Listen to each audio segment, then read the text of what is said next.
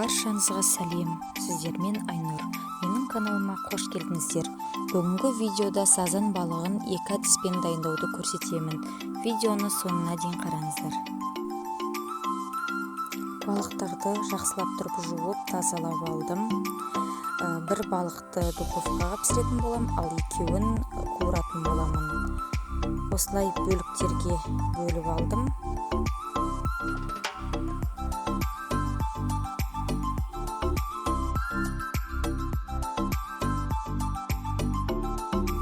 Табаға салып қуыруға жеңіл болсын деп, осылай кішкентай бөліктерге бөліп аламын.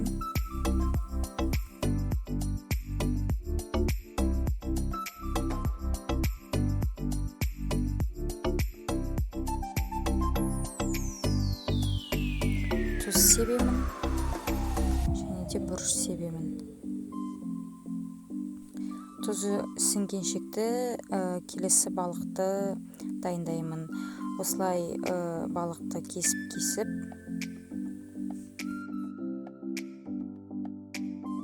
лимонды алып, лимонның шырынын осылай себемін.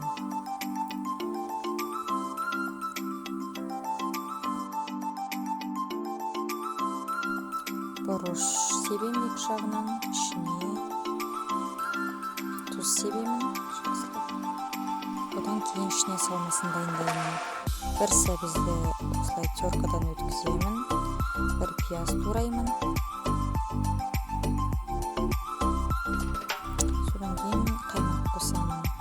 Бұрыш себемін, тұз себемін. Жақсылап араластырамын. Салмамызды балықтың ішіне саламын.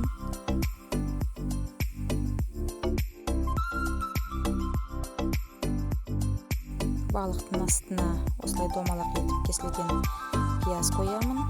Содан кейін балығын қоямын. Үстінен қаймақ жағамын.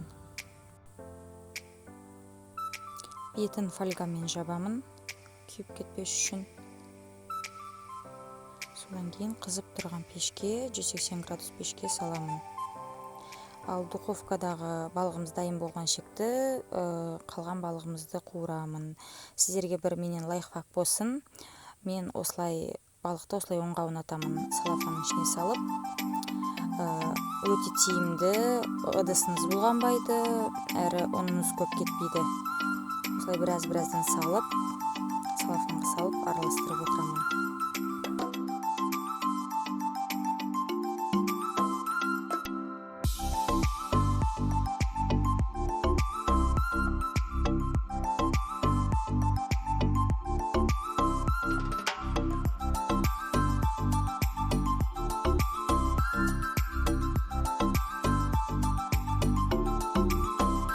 Қызып тұрған майымызға балықтарымызды қуырамыз.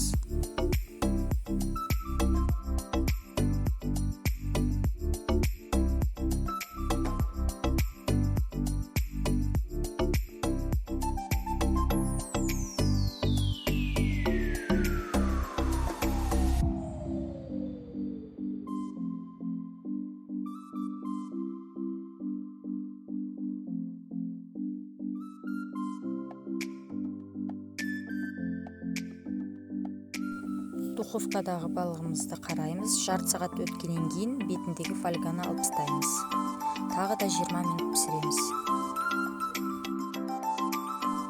Мінекей балықтарымыз дайын болды.